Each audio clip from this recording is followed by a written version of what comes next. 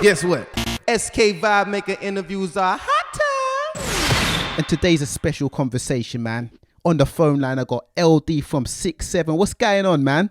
There, you know, locked up but living, same way. Of course, man. We're sorry that you're locked up, but you're living, man. How does it feel to be out with a new album, Who's Watching, man? The first project that you've put out since 2018. Boy, it's about time. I went on the road to, like, bring it out how I wanted exactly, you get me? Like, I was meant to do a couple of visuals of the thing, but obviously that's on the hold, but we move regardless, innit? Before people press play on the project, what do you think they should expect from this Who's Watching album? The realness, to be honest, like, not just stories, but, like, I don't know, like, you listen to it and you feel what I've gone through and where I'm heading next, you know what I mean? Like, You're often called the godfather of UK drill. How does LD explain the key points in his music journey that got him to this point of such infamy? Right, that's a hard one, but, like, obviously, like, I was like me and my brethren, like me and the rest of 6-7, we was like the first ones out here doing it, like, you get me, like, and obviously, like, we was the first ones to take the sound big in the UK, do you know what I mean? And I still believe we're the realest ones doing it, do you know what I mean? So, I don't know, that's the best way of explaining it for me. So you're definitely owning the title as the godfather of UK drill, yeah? You have no problem with that? Yeah, there's no disputing that on there. So, you know, in them early days, man, what were some of the main influences, man? Because a lot of people, they definitely, you know, they like to guess the influences and stuff. What were some of your main influences that led you to being the godfather of this UK drill sound? I'd be real, Fredo Santana, Chief Keef, Little Reese, Little Jojo, that whole Chicago scene, Little Jojo, Little Mister, like that's what I was riding around to at them times, you get me? Like, and I was literally outside, same way they was outside, so I can relate to everything they were saying.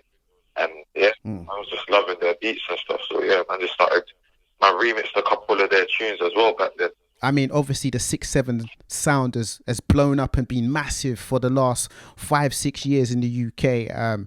I'm sure some of them have heard it over there in Chicago, man. Have any of those reached out to you, or have you reached out and had conversations with any of those artists that you mentioned? I also forgot to mention Herbo, but yeah, I'd shout Herbo. I didn't even shout myself. He was talking on Westwood and he bigged up nice thing, you know what I mean?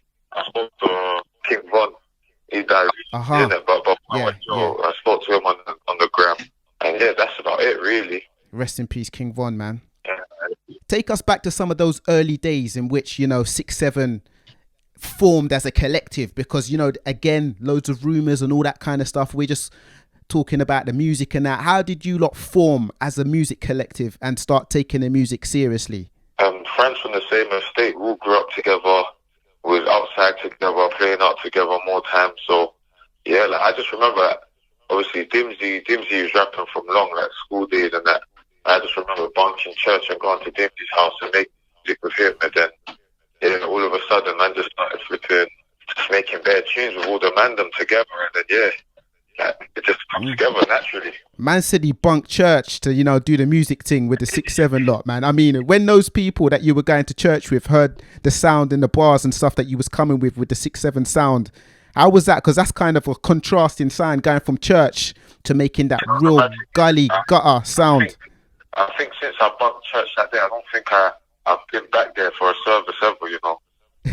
I mean, was you ever in contact with any of the people that you went to church with? Right? Was they surprised with the way that you switched it up? Yeah, a couple of them. Like, obviously, a couple of them, they knew me from outside church as well, so they kind of already knew what I was about. So they weren't too shocked when they was hearing the lyrics, but it's more like they're my age group, do you know what I mean? So they're into what I'm into anyway.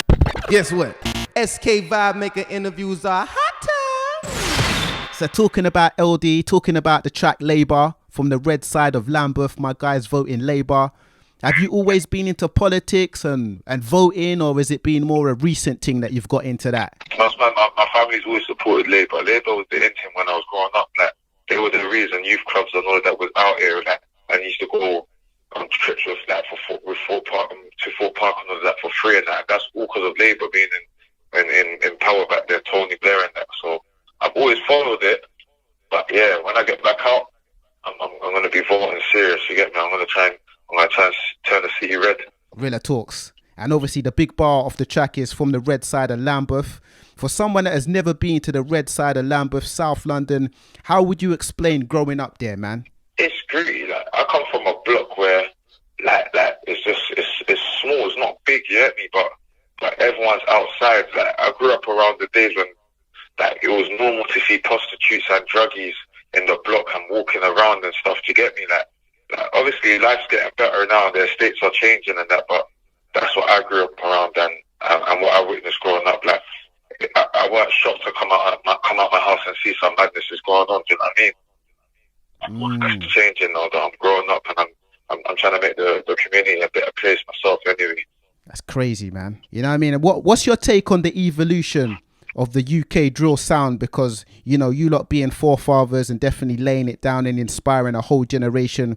What's your take on the way that it's evolved since you guys first came out with it? To be honest, I love the progress I'm seeing. I love all the new artists that's going in right now. Like, obviously, you got guys like Heady and Diggy D taking it to new heights, K-Trap dropping albums and that.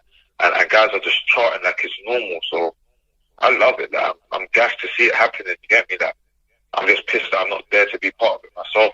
Well, we're hearing that there's some things in place for you, man. Some big launch pads ready for you when you come out. So yeah, I feel like a lot of people want to see you come out and not go back in this time. I don't know how much of that you thought about. I'm not coming back. Like, I weren't meant to be here as well right now, but you can't argue with God's will, innit? So I just know when I come out, I'm coming out to stay out.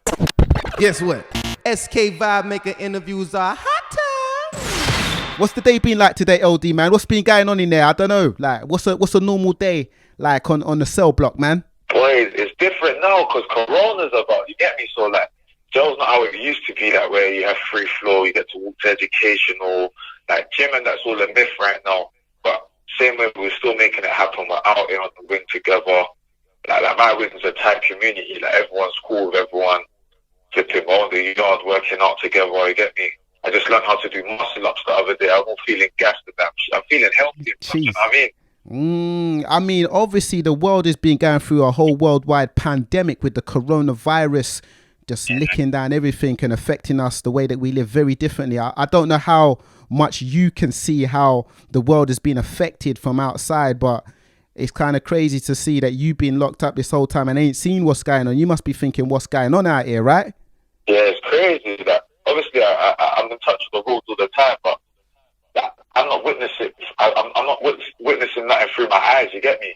But then again, there was an outbreak recently on my wing, so I see how it affects us. You get me? Like, everyone was locked up for like a good 10 days. It was crazy.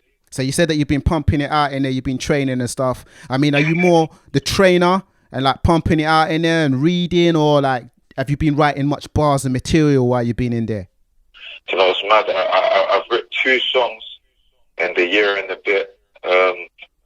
I've just been, to be honest, I've just been focusing on getting healthy and all of that. Like, I ain't smoked weed for a good 8 to 9 months now, so I'm feeling a bit healthy. I'm putting on weight and that, and yeah, I'm planning to start writing properly just before I come out. Do you feel like we're going to see a different LD when we come out? Could this be the moment? I know a lot of people have spoken to you about it before, but maybe a fresh start, maybe take off the mask. Do you see that happening when you come out? I don't know. Like I said, I've been speaking to people and that, but I don't know. I don't know if it's worth it yet. I might need to do like more of a little tension before I do it. You know what I mean? Like, I mean, what's it like being a masked one, knowing that you can see everybody, but they can't see you? What's that mind state like? It's looking good. Like, I can look at a man and I can not judge him, man, but I can read him. Like, I can read the man. You can't look at me through the mask and read me. You don't know what I'm about. You don't know if I'm real or a facade. That is just. I want you to take in my music and then tell me if I'm real. Do you know what I mean? Guess what? SK Vibemaker interviews are hot. Now, regarding your track 99 Problems, which we just played, you got the line where you say, all these fans, I thank you, I got plaques in the crib. What would you state as LD's biggest achievement as a rapper so far? I just say the tours and like the tours and the shows. Like, that's what I look forward to when I make music. Do you know what I mean? That's the main thing for me. You know, like I've done a lot of things that I'm proud of, and that like But I think, I don't know, just shutting down shows and that is just the main thing. Like when I done Reskill the festival with the Mandem and that, it was crazy. You know, seeing people backflipping in the mosh pit and that, like, that was crazy for me. So obviously there's somewhat of a fresh start when you come out. You said that you're not intending to go back in this time.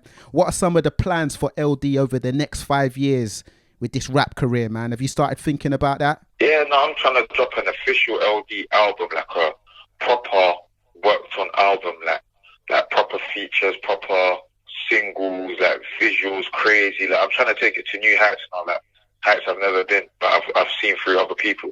The track with you and AJ, this side, it's a bit of a different sound to what people might have been accustomed to hearing from LD thus far. Are you considering moving much away from the UK drill sound? How much compromise are you willing to make to gain like a bigger audience? Is that something that you think about? That is, I'm a versatile artist. Like I can tap into any sound to do with music, but drill's just my forte. That's me in it. But I'll always do other sounds as well. Like depending who I work with. Like I was with the Beat Freaks in their studio. Do you know what I mean? Like they brought that out of me. Like wherever I go, I fit in basically. On the outro track of the Who's Watching project, you got the line where you say, "If I wasn't in and out of those cells drilling for real, would LD ever have blown?" When you've had time to think about that line, what's the conclusion that you've came to? Yeah. Someone asked me about that the other day because they heard it. Like, I said, nah. Truth is, I would have definitely blown, but like, obviously, you never know. To be honest, but the truth is, I feel like I definitely would have blown. On your 2018 track, Stepped In, featuring Dizzy Rascal, it's kind of made me think how much of a grime kid LD was. Was there much grime bars written in them early days before maybe you came out with the 6-7 crew? Was grime much of a part of your growth?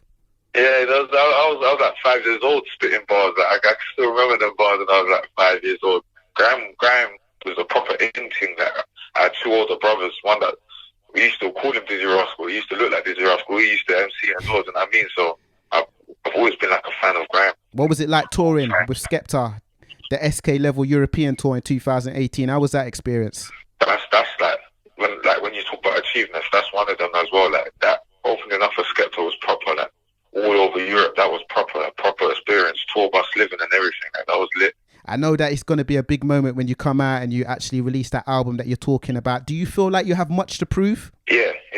God, I've never had a clean run. I've never got to show my full potential. I've never got to put my full into the music. Like, so now I'm gonna have, like when I get out, I'm finally gonna get that chance because I don't intend to go back. So yeah. We look forward to, leaving them gates behind you and being out, having that clean run that you're talking about. Guess what? SK Vibemaker interviews are hot.